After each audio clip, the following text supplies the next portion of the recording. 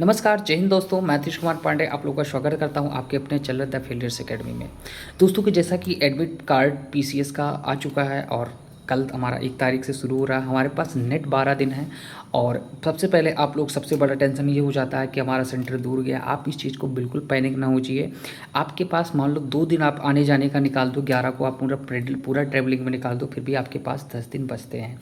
अब इस 10 दिन में दोस्तों हमारे पास क्या स्ट्रेटजी होनी चाहिए जिससे हम लोग निकाल सकें। तो सबसे पहले आपका वेटेज होना चाहिए आपके टेबल पे हमेशा कि किससे क्वेश्चंस आते हैं।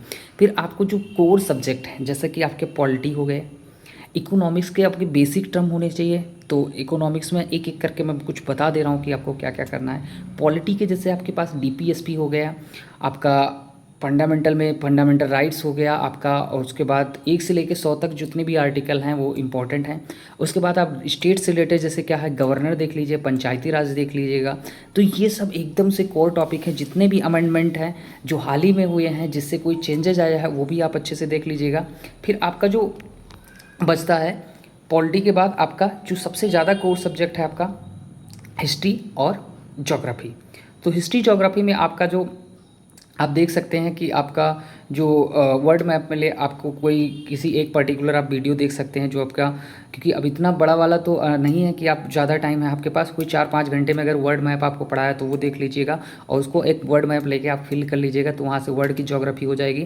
फिर आपका जो क्लास 11-12 का अगर एनसीईआरटी जो पढ़ा है तो ठीक है, नहीं तो आपको क्या करना है कोई भी एक वीडियो, अगर मान लीजिए आप कुछ भी नहीं तैयारी किए हैं तो आप कोई भी एक वीडियो पर्टिकुलर इंडिया का उठा के, या फिर सबसे कोर और सबसे कम टाइम में अगर आपको बुक से अटेम्प्ट करना है तो आपके लिए घटना चक्र और उसका पिक्टोरियल।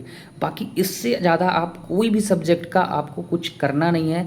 तो आप 100% कोई बुक आपको देती नहीं है, बस आप घटना चक्र और पिक्टोरियल ये दोनों आपको क्या करना है, बार बार आपको जितना कम मतलब जितना आपका हो पाए उतनी बार आप कीजिए।